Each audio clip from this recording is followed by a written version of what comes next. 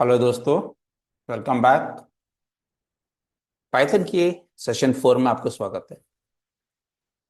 Last session में हमने एक आइडिया दिया था आपको, how to work different type of data in Python, जहां पे हमने डिस्कस किया था कुछ डेटा कन्वर्जेंस के बारे में, अलग अलग डेटा टाइप्स के बारे में।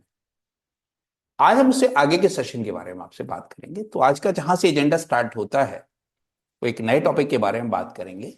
उसका नाम है getting data input from user. आपको याद क्या होगा, लास्ट क्लास में हमने जो भी डेटा इस्तेमाल किया था वो अपनी तरफ से इस्तेमाल किया था, हमने यूजर से कोई डेटा इनपुट नहीं लिया था। आज का जो सेशन है वो स्टार्ट होता है कि हम यूजर से डेटा कैसे ले सकते हैं और उसको फिर डेटा का यूज किस तरीके से करें। तो use of this data also, getting data from user and how to use that data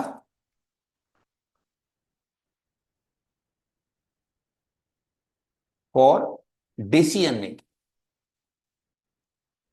तो अल्टीमेट गोल होता है, देखिए हम डेटा का करेंगे क्या। हम कोई ना कोई डिसीजन लेंगे उस डेटा के बेसिस पे, जिसका एक अल्टीमेट, कोई भी आप डेटा साइंस ले लीजिए, डेटा एनालिटिक्स ले लीजिए, कहीं अल्टीमेट होता है कि एक डेटा आएगा कहीं ना कहीं से, उस डेटा का हम कहीं यूटिलाइजेशन करेंगे। तो वही पर्पस हमारा यहाँ पे है, how we can get data input from user and how to use that data for the decision making. ये आपका आज का हमारा ऑब्जेक्टिव है। ठीक है, चलिए आज हम बात करते हैं। तो कंसेप्ट क्या है, तो यहां से कहानी समझिए आप। तो पाइथन प्रोवाइड्स इनपुट फंक्शन, एक रेडीमेड फंक्शन है हमारा, इस फंक्शन का नाम है input function to get input from user using keyboard. क्योंकि इनपुट और भी तरीके से आ सकता है, फिलहाल हम बात करें कीबोर्ड से। या कुछ भी आप टाइपिंग करके कुछ मंगाना चाहते हो तो फंक्शन का नाम क्या है, इनपुट। अब इनपुट फंक्शन को कैसे यूज करना है, मेन बात आपकी ये आ जाती है। लेकिन आप ध्यान रखिएगा, जब भी आपको इससे इनपुट मांगोगे, वो इनपुट हमेशा स्ट्रिंग काइंड ऑफ फॉर्म में ही देगा आपको। चाहे नंबर भी मांगोगे तो रियल नंबर नहीं देगा आपको, वो स्ट्रिंग फॉर्म में ही देगा। यानी उसके ऊपर आप कोई प्लस माइनस जोड़ घटा भाग नहीं कर सकते। तो एक चीज ध्यान रखिएगा, it returns the input data in the form of string only. यानी कि अगर उस डेटा को न्यूमेरिकल डेटा में कन्वर्ट करना है, तो जो लास्ट सेशन में हमने डिस्कस किए थे डेटा कन्वर्जन फंक्शंस, उसकी आपको यहां पे मदद लेनी पड़ेगी। करना क्या होगा, तो उस डेटा कन्वर्जन फंक्शंस जो आपको लास्ट क्लास में डिस्कस किए थे हमने, to convert data from string to numeric types. याद करिए, दो फंक्शन में पढ़ाए थे लास्ट सेशन में आपको, एक का नाम था इंट, एक का नाम था फ्लोट। इंट से क्या करेंगे आप, स्ट्रिंग से इंटीजर में कन्वर्ट कर सकते हैं, इसको स्ट्रिंग से आप फ्लोट में कन्वर्ट कर सकते हैं। ये रेडीमेड फंक्शन है हमारे पास। इसका काम क्या है, this is to convert to integer value and this is convert to floating value. तो जब भी हमें डेटा कन्वर्जन की जरूरत पड़ेगी तो हम दो फंक्शंस की मदद ले सकते हैं। चलिए कैसे लेंगे, अब उसको एग्जांपल के तौर पर आप समझिए। मान लीजिए हमने एक केस लिया है, हमने कहा write a program to input name and age of a person and show that data. केवल दो इंफॉर्मेशन, एक पर्सन कौन है और एक पर्सन की एज क्या है। हमें दो डेटा यूजर से लेने और जस्ट उनको शोकेस करना, कोई बड़ा काम इसमें नहीं है। इनपुट है और आउटपुट है। तो ये हम इसको चेक करके देखते हैं कि ये कैसे काम करेगा, इसकी प्रोसेस क्या है, इसकी सिंटैक्स क्या है। तो फंक्शन कौन सा है मेरा, इनपुट। अब इनपुट फंक्शन को समझने के लिए चलिए पहले इसको सिंटैक्स और समझ लेते हैं, इसकी सिंटैक्स क्या होती है। तो इसकी दो सिंटैक्सेस हैं जिनको अगर हम देखें, तो one is called syntax one, जो कहती है आपसे कुछ इस तरीके से कि यहाँ पे आप कोई वेरिएबल लीजिए, यहाँ पे आप इनपुट दे दीजिए और इनपुट आपको क्या लेना है उसका एक मैसेज दे दीजिए। एक तरीका तो ये तरीका हो सकता है।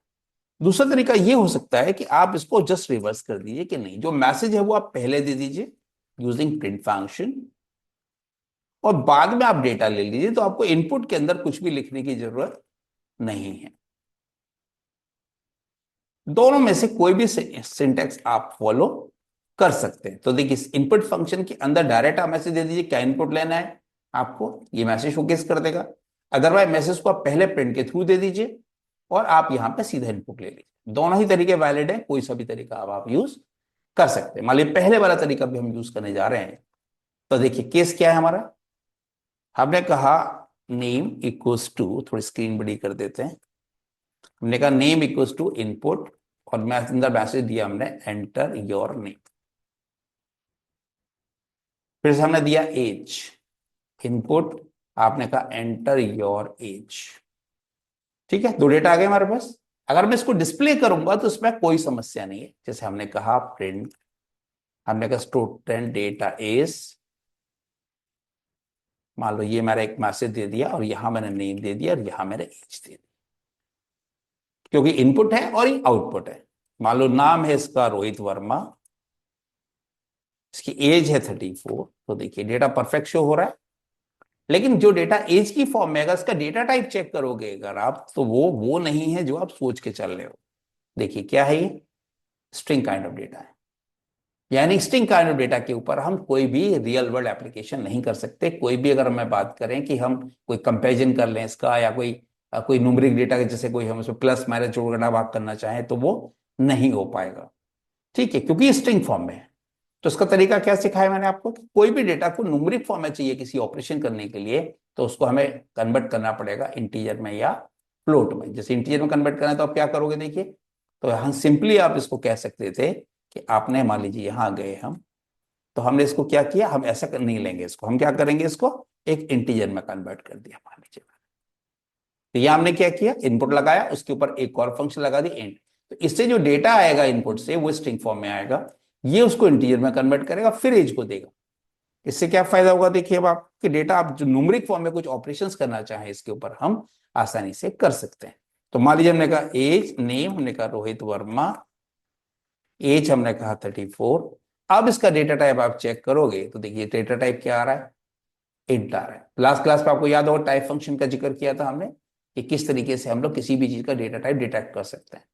तो ये हमें समझ में आ गया, वो ये इंटीजर डेटा है। Now we can do any arithmetic operation on this data. तो पहले डेटा को लिया कैसे जाता है अंदर की दुनिया में, पहले उस पर ध्यान दीजिए। तो पहले स्ट्रिंग डेटा आप डायरेक्ट लीजिए, कोई प्रॉब्लम नहीं है। लेकिन न्यूमेरिकल डेटा के लिए आपको कन्वर्ट करने की जरूरत पड़ेगी।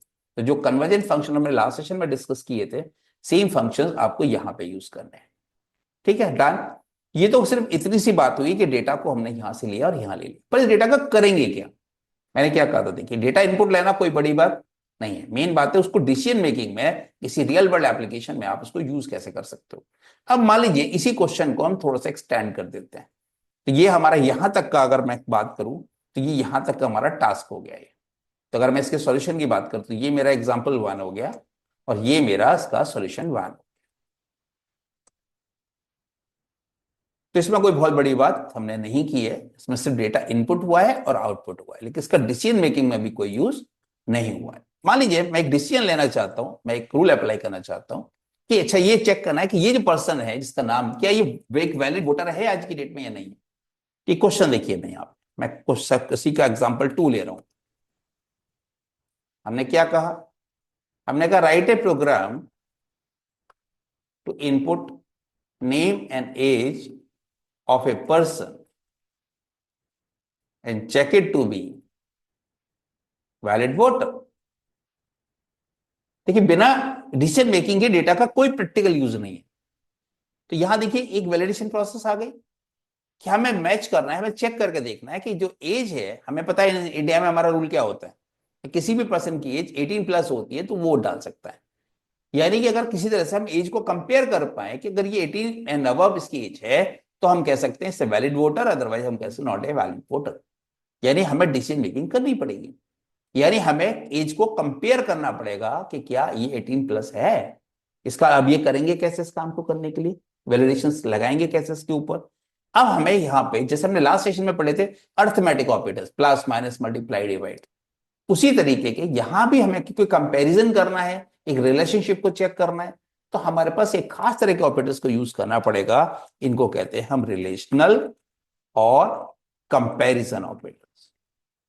एक नए तरह के ऑपरेटर्स की यहां जरूरत पड़ती है हमें, इनको कहा जाता है रिलेशनल और कंपेयर कंपेरिजन होगी। कौन कौन से होते हैं, so special operators use to compare two values are known as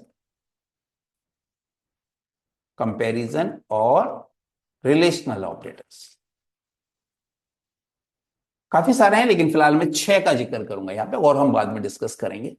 one is called equals to, double equal to साइनों का ध्यान रखिएगा, not equals to, greater than और इक्वल्स टू, लेस देन और इक्वल्स टू। ये 6 ऑपरेटर हैं आपके, इसको कहते हैं equals to, not equals to,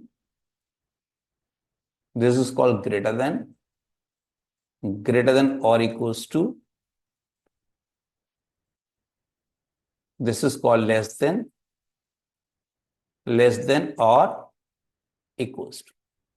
ये 6 आपके मेन ऑपरेटर हैं, इनको कहा जाता है रिलेशनल और कंपैरिजन ऑपरेटर्स। कुछ और भी हैं जो अभी डिस्कस नहीं हो रहे हैं, बाद में एडवांस में डिस्कस होंगे। फिलहाल हम कोर की बात कर रहे हैं, तो वो 6 है, ठीक है। लेकिन इससे क्या होगा, आप एक कंडीशन बड़े आराम से आप बना पाओगे। जैसे हम ऊपर की बात करें तो यहां पे कंपैरिजन क्या है, हमने क्या कहा है, age should be greater than और इक्वल्स टू, तो कौन सा ऑपरेटर काम करेगा, फिलहाल ये काम करेगा। तो इसको हम इस प्रॉब्लम को कैसे सोल्व कर सकते हैं, लेकिन ये ऑपरेटर इस्तेमाल कहां होंगे, क्वेश्चन ये है। इन ऑपरेटर को यूज कहां कर सकते हैं आप, to apply these operators, Python provides if statement for decision making। डिसीजन किसके थ्रू लोगे आप, उसके लिए खास एक कमांड बनाइए। इस कमांड का नाम क्या होता है, इफ। इसको कहते हैं इफ स्टेटमेंट, यानी ऐसा होता तो क्या होता और ऐसा ना होता तो क्या होता। उसके लिए खास एक कमांड दी गई, इसका नाम दिया गया इफ स्टेटमेंट। अब स्टेटमेंट कैसे होता है, क्या क्या करता है, ये अप्लाई कैसे डिसीजन मेकिंग में कैसे मदद करता है, अब हम इफ के बारे में बात करते हैं। तो चलिए, अब हमारा टॉपिक कहां आ गया इसी के अंदर से निकल के, व्हाट इज इफ स्टेटमेंट। तो स्टेटमेंट क्या करने करता है ये हमारी, तो इफ स्टेटमेंट का रोल क्या बताया मैंने आपको, special statement use for decision making only, decision making purpose. ये करेगा कैसे, इसके लिए बहुत सारी सिंटैक्सेस हैं, यूजिंग डिफरेंट सिंटैक्सेस। अब ये सिंटैक्सेस क्या है इसकी, वो चीज जाननी जरूरी है। पहले हमने कहा सिंटैक्स 1, ये क्या कहता है, इफ के साथ यहां डालेंगे कोई ना कोई कंडीशन, देन आप यहां एक इंपॉर्टेंट चीज देखिएगा, इफ के बाद हम लगा रहे हैं कॉलन लास्ट में, देखिए क्योंकि इफ के अंदर एक कमांड जरूरी नहीं, एक ही कमांड होगी, you can put hundreds of commands. तो जब हंड्रेड्स ऑफ कमांड्स इफ के अंदर आएंगी तो उसको कैसे पता चलेगा कि इस वाले इफ की है दूसरे वाले इफ की है, हो सकता है आपके पास बहुत सारी कंडीशंस लगा रखी हो आपने। तो एक कंसेप्ट आता है, उसको कहते हैं ब्लॉक। इसके अंदर हम क्या बनाते हैं, block. So it requires a block of statements based on 4 spaces, और इसको कह सकते हो आप हाफ टैब। क्या बोलते हैं इसको हम, हाफ टैब। एक टैब जो नॉर्मल होती है वो 8 स्पेसेस के बराबर होती है, 4 स्पेस कितने होंगे, हाफ टैब लगभग होता है। मतलब क्या, देखिए जैसे ही आप इफ लिख के कोई कंडीशन डाल के कॉलन लगाओगे, आप एंटर मारोगे, तो ये कैसे पता चलेगा इफ के अंदर की कमांड है। तो यहां पे क्या होगा, 1 2 3 4 4 स्पेस हो गए लगभग। अब यहां जो भी कमांड लिखोगे आप, वो इसकी जगह पे लिखो। अगर आपने 4 स्पेसेस को 3 कर दिया या 5 कर दिया, तो आपका कोड कभी भी काम नहीं करेगा। ये ध्यान रखिएगा, this is very very important. यहाँ पे आपके 4 स्पेसेस क्या, एक गैप। देखिए आपको ये करने की जरूरत नहीं है, ये काम आपका जो टूल है जुपिटर नोटबुक या पाई चार में या कोई भी सॉफ्टवेयर आप यूज करोगे, वो आपके लिए अपने आप कर देगा। आपको टेंशन लेने की जरूरत नहीं है, पर याद रखना है कि ये होना नेसेसरी है, इंपॉर्टेंट है। सिंटेक्स 2 अगर लें, देखिए अब यहां पे सिंटेक्स 2 की जरूरत क्यों पड़ रही है, उसने क्या कहा, अगर कंडीशन 2 है तो ये करिए, लेकिन इसने ये नहीं बताया कंडीशन फॉल्स हो गई तो मैं क्या करूं। तो this is only one condition, this is only one condition, if condition है इसके अंदर, कोई एल्स वाला पार्ट नहीं है। दूसरा पार्ट क्या हो सकता था कि हम इफ के साथ एल्स भी लगाते हैं, तो 2 कीवर्ड हमारे आते हैं, यहाँ केवल एक कीवर्ड है हमारा, इसका नाम है इफ। दूसरा क्या हो सकता था, हमने कहा इफ के साथ आपने कोई कंडीशन लगाई, कॉलन, यहां पे आप गए और आपने यहां पे स्टेटमेंट दे दिए, देन एल्स, दूसरा कीवर्ड कौन सा है, एल्स, और फिर आपने इसके अंदर के स्टेटमेंट। इसका मतलब क्या हो गया कि अगर ये वाली कंडीशन सेटिस्फाइड है तो ये वाला टास्क होगा, अदरवाइज ये वाला, एल्स का अदरवाइज, यानी अगर ये कंडीशन फॉल्स हो जाती है, फेल हो जाती है, तो एल्स वाला काम हुआ, इसको कहते हैं इफ एल्स। लेकिन यहाँ पे एक ही कंडीशन है, गौर करिए, हमेशा सिनेरियो एक जैसे नहीं होते और एक जैसी कंडीशन ही नहीं हुआ करती। तो कंडीशन आपकी बहुत सारी हो सकती है। उस केस में क्या होगा, देखिए ये वाला पार्ट क्या कहलाएगा मेरा, इफ एल्स। लेकिन ये कहलाएगा इफ एल्स लैडर, क्योंकि एक से ज्यादा कंडीशन अगर हमारे पास है तो क्या बोलते हैं इसको, इफ एल्स लैडर। मतलब क्या है इसको, आपने पहला इफ लगाया, आपने उसकी कंडीशन 1 डाली। अब ये कंडीशन सही भी हो सकती है, गलत भी हो सकती है। तो आपने क्या किया, स्टेटमेंट दे दी इसके मतलब के कि भाई ये कंडीशन अगर मैच हो जाती है तो ये वाला काम होना चाहिए। आपने कहा एक नया कीवर्ड है एलिफ। एलिफ होता है एल्स इफ का कॉम्बिनेशन, एलिफ। फिर आपने दूसरी कंडीशन डाली कि अगर ये कंडीशन सेटिस्फाई हो जाती है तो आपको ये वाला टास्क करना है। इस तरह से आप कितने ही एलिफ लगा सकते हो, जो मर्जी आप यहां पे स्टेटमेंट्स दे सकते हो। लास्ट में आप चाहो, देखिए डॉट डॉट डॉट का मतलब है आप कितने सारे ही एलिफ लगा सकते हो। तो अगर आपने कहा देखिए यहां से कंडीशन हमारी स्टार्ट हुई, इस तरह से आप कितनी सारी, condition number 2, condition number 3, we can put hundreds of conditions. आप कहते हो अगर कोई सी भी कंडीशन मैच ना करे तो बताओ क्या करूं, सो क्या कहते हैं एल्स। हालांकि ये जरूरी नहीं होता, ऑप्शनल होता है, ये लगाना कोई जरूरी नहीं होता। तो जो भी इसके स्टेटमेंट्स होंगे वो आप यहां लिख देंगे। तो 3 कीवर्ड बेसिकली इसके अंदर होते हैं। एक होता है आपका इफ, जो मेन है कीवर्ड आपका, एक होता है एलिफ, एक होता है एल्स। सारा का सारा जो खेल है कंडीशन मैचिंग का, वो इन 3 कीवर्ड्स पे चलता है। केवल इफ भी हो सकता था, इफ एल्स भी हो सकता था, इफ के साथ एलिफ भी हो सकता था। याद रहेगा ये कीवर्ड्स, इसलिए इनको हम रेड कलर में मार्क कर रहे हैं, जिससे कि आपको आइडिया लग जाए कि किस तरीके से इसकी प्लानिंग की जाती है। ठीक है, 3 सिंटैक्सेस तो ये है। चौथी सिंटैक्स एक और है जिसको कहते हैं नेस्टेड इफ, और we can say condition within the condition. वो क्या होती है, जैसे आपने इफ लगाया और आपने एक कंडीशन लगा दी। आप कहते हो अच्छा ये कंडीशन सेटिस्फाइड हो जाए तो फर्दर आप कोई कंडीशन चेक करना चाहते हो। तो एक कंडीशन के अंदर जब दूसरी कंडीशन आ जाती है तो क्या बोलते हैं इसको, नेस्टेड इफ। गौर करें, एल्स का इफ लगा सकते हो, एल्स लगा सकते हो, वो कोई दिक्कत नहीं है। लेकिन इफ के अंदर इफ आएगा, एल्स हो भी सकता है, एल्स नहीं भी हो सकता, डजेंट मैटर। ये 4 सिंटैक्सेस हैं जिसमें मेनली कोई भी डिसीजन मेकिंग हम करते हैं। चलिए अब एग्जांपल जो चल रहा है हमारा, अब उसमें समझिए जरा सिचुएशन। तो ये हमारा जो प्रॉब्लम स्टेटमेंट है वो क्या कह रहा है आपसे, जरा पढ़िए उसको। हमने कहा write a program to input name eligible person, check it to be valid voter. Single condition का केस है ये, इफ एल्स का केस है, अगर आप इसको ध्यान से देखोगे तो अगर मान लीजिए इसी प्रोग्राम को थोड़ा सा हम एक्सटेंड कर देते हैं, चलो उसको तो लिखा रहने देते हैं, और हम इसको नीचे वाली सेल में ले आते हैं। ठीक है, तो यहां आ गए हम। अब हमने देखिए इफ लगाया, ध्यान से देखिएगा, if age is greater than equal to 18, ये बन गई मेरी कंडीशन। तो देखिए ऑपरेटर कौन सा आ रहा है हमारा, रिलेशनल ऑपरेटर। इसमें बीच में देखिए स्पेस आप छोड़ना चाहो छोड़ सकते हो, ना छोड़ना चाहो कोई दिक्कत वाली बात नहीं, मर्जी आपकी है, स्पेस की कोई इशू नहीं है। लेकिन ये सारा कीवर्ड है तो स्मॉल लेटर में लिखे जाएंगे, इसको आप कैश में नहीं लिख सकते। फिर ध्यान से देखिएगा, अब यहां मैंने लगाया कॉलन और मैंने मारा एंटर, देखिए जरा ऑटोमेटिक 4 स्पेस का गैप आ गया। आपको टेंशन नहीं है स्पेस वगैरह की, वो ऑटोमेटिक इंडेंटेशन करे, इसको बोलते हैं इंडेंटेशन। तो इंडेंटेशन से क्या करता है, ये प्रॉपर स्पेसिंग करता है कि कौन सा कोड किसके अंदर है किसके अंदर नहीं, तो ये ब्लॉक बनाता है। तो टेक्निकल वर्ड जो उसके पीछे आता है उसका नाम है इंडेंटेशन या टैब, हाफ टैब जो यहां लग रही है। तो कंसेप्ट क्या है, देखिए हमने कहा अगर ऐसा है तो हमने क्या प्रिंट, इस बच्चे का जो नाम है वो हमने यहां लिखा, हमने कहा इज ए वैलिड वोटर। अगर ये कंडीशन फेल हो जाती तो कहां थे, देखिए एल्स बैकस्पेस करके यहां से, देखिए यहां थे हम, बैकस्पेस करके पीछे आ जाइए। अब यहां दीजिए एल्स कॉलन ने कहा print name is not a valid voter. देखिए अब मैं इसको रन करता हूं। हमने डाला नाम, हमने कहा रवि, वक्त रवि कुमार, एज हमने कहा 3 years। अब सोचिए 3 साल का बच्चे का फुल वोट 3 पाल, तो क्या हुआ, हमने कहा Ravi Kumar is not a valid vote. अगर मान लीजिए इसी को हम रीरन करें प्रोग्राम को, फिर से हम डालें, हमने कहा नितिन वर्मा, हमने कहा एज, हमने कहा 34, तो उसने क्या कहा, इतने से वैलिड वोट। तो डिसीजन मेकिंग हो रही है हमारी फर्स्ट क्लास। देखिए ये कौन सी सिंटेक्स है, सिंटेक्स नंबर 2 है ये, जहां पे हमने इफ एल्स वाला पार्ट लगाया। गौर करिए, देखिए ये सबसे सिंपल केसेस। मान लीजिए हम एक दूसरा केस लेते हैं, ये तो थोड़ा सा छोटा केस हो गया हमारा। तो ये हमारी प्रॉब्लम स्टेटमेंट हो गया, और ये इसका हमने कहां से इसका सॉल्यूशन निकाल दिया, तो यहां तक हम आ गए। तो ये हमारी प्रॉब्लम का हो गया सॉल्यूशन। इनको आप ट्राई करके देखिए तो आपको आइडिया लग जाएगा कि कैसे कैसे हमने प्रॉब्लम स्टेटमेंट्स को जनरेट किया।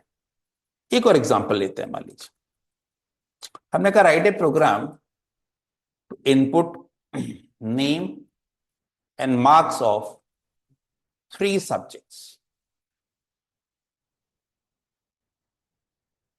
Of a student. फिर क्या हम चाहते हैं, calculate the average marks.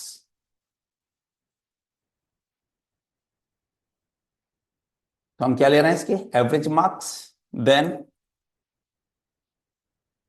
print the grade of a student, grade of the student based on following rules। Rules क्या कहते हैं ध्यान से देखिए। हमने कहा अगर ये बच्चा 80 प्लस एवरेज लेके आ रहा है, 80 प्लस का मतलब 80 एंड अबव, तो हमने इसका ग्रेड दे दिया ए प्लस। अगर ये बच्चा 70 प्लस में चला जाता है तो ये ग्रेड हो गया मान लो ए। ये बच्चा 60 प्लस में चला जाता है तो मान लीजिए इस बच्चे का ग्रेड हम सेट कर देते हैं बी प्लस। और अगर 15 अबव पे चला जाता है तो ये इसका ग्रेड है मान लो बी। अदर्स के लिए ग्रेड है एफ, क्योंकि 50% हम कहते हैं हमारे बच्चा फेल हो जाएगा। तो उसका हमने एक सिनेरियो बिल्ड किया कि हमारे यहाँ कोई बच्चा है, उसका ये एक सिनेरियो है, उसका हमें ग्रेड प्रिंट करना है बेस्ड द रूल्स। तो देखिए यहाँ पे ये जो मार्क्स है हो सकता है फ्लोटिंग में हो, तो हमें 3 सब्जेक्ट के मार्क्स हमें निकालने हैं। तो हम क्या करेंगे, अब देखिए ध्यान से कि कैसे कैसे इसको आप करोगे। तो ये हमारा प्रॉब्लम स्टेटमेंट आ गया। तो हमने पर्सन का एक नाम लिया, हमने कहा नेम, हमने कहा इनपुट। इसमें हमें किसी कन्वर्जन करने की कोई जरूरत नहीं है। हमने कहा एंटर योर नेम। हमने कहा मार्क्स लेने हैं, हमने कहा M1 इक्वल्स टू फ्लोट, हमने कहा इनपुट। यहाँ एक सिंगल मैसेज और सिंगल मैसेज भी देके आप छोड़ सकते थे इसके लिए, बजाय 3 बार मैसेज देने के। तो हमने कहा print enter marks of 3 subjects. ये आपने एक ही बार में मैसेज यहां से इशू कर दिया। अब आपने कहा M1 M2। फिलहाल इसको अभी छोटा तरीका सिखा रहा हूं मैं आपको, एडवांस तरीका अब इसको कुछ दिन बाद सीखोगे भी आप अगले वीडियोस में। तो अभी हम 3 बार में इनपुट ले रहे हैं फिलहाल, हम एक लाइन में भी दे सकते थे इसको। हमने कहा फ्लोट, हमने कहा इनपुट। अभी क्योंकि हमने वो सीखा नहीं है इसलिए हम उसको अभी आपको नहीं बता रहे। तो 3 सब्जेक्ट हो गए मेरे पास, M1 M2 M3। अब मुझे क्या निकालना है इसका एवरेज। एवरेज क्या हो गया जरा गौर करिए, तीनों को मैंने सम अप किया, M1 plus M2 plus M3, ये बन गया सम। उसको डिवाइड बाय अगर 3 कर दूं तो एवरेज निकल आएगा मेरा। अब इस एवरेज पे मुझे कंडीशंस लगानी है। तो हमने क्या कहा देखिए, अब मान लीजिए मैं ग्रेड प्रिंट करना है, तो मैंने क्या कहा देखिए, if AVG is greater equal to 80। ऊपर से चलिए टॉप टू बॉटम चलिए। हमने कहा अगर इसका 80 हो जाता है, 80 प्लस में जाता है, तो उसका ग्रेड हमने एक वेरिएबल में डाल दिया। क्या रख दिया ग्रेड ए प्लस। हमने कहा एलिफ, दूसरी कंडीशन आगे देखिए, हमने कहा AVG is greater than equals to 70। तो 70 प्लस का केस हो गया मेरा ये। तो 70 प्लस पे हम क्या दे रहे हैं, ग्रेड हो गया मेरा ए। ये मैं कहीं स्टोर करता जा रहा हूं। हमने कहा एलिफ, हमने कहा AVG is greater than equals to 60 colon enter. हमने कहा grade equals to B plus. ये सेमी कॉलन नहीं आएगा, इसको हटाओ। हमने कहा elif AVG is greater than equals to 50। आपने कहा grade equals to B else. Last का ग्रेड अब देखिए, उनका ग्रेड इक्वल्स टू एफ। ये बोला था हमने। अब हमने ग्रेड इसको प्रिंट करना है। हमने कहा प्रिंट ग्रेड ऑफ, इसका भी एडवांस तरीके भी सिखाए जाएंगे प्रिंटिंग के आपके। तो हमने कहा नेम हमने कहा एज, जो भी ग्रेड आता होगा ये हमने यहां पे प्रिंट कर दे। तो देखिए क्या हुआ, ये हुआ इनपुट, ये हो गया प्रोसेस डिसीजन मेकिंग, ये हो गया मेरा आउटपुट। इसको कहते हैं इनपुट, प्रोसेस, आउटपुट। ये जो मॉडल में डिस्कस किया था लास्ट क्लास पे, आप वो देखिए। मालूम नाम है हमारा तरुण कुमार, फर्स्ट के मार्क्स हैं इसकी 89, सेकंड के हैं 67, थर्ड के हैं 88। चेक करिए जरा, तो ग्रेड क्या बना इसका, 80 एंड अबव में लगभग कैलकुलेट हो रहा होगा, तो ग्रेड बन गया इसका A+। तो डिसीजन मेकिंग हो रही है नहीं हो रही है वो आप चेक करिए। हाँ भाई, डिसीजन मेकिंग हमारी फर्स्ट क्लास चल रही है या नहीं चल रही। तो इस वीडियो के अंदर अभी आप पहले इतना रखिए, और इसके एडवांस अभी कंसेप्ट हम नेक्स्ट वीडियो में डिस्कस करेंगे। आज के लिए, इस वीडियो के लिए मेरे ख्याल से इतना काफी है। पहले आप इतना प्रैक्टिस करिए, फिर छोटी छोटी कुछ असाइनमेंट हम भेजते हैं आपको, उन असाइनमेंट्स पे आप टास्क करिए, उनको आप ट्राई करिए। ठीक है, चलिए, all the best. Thank you everyone.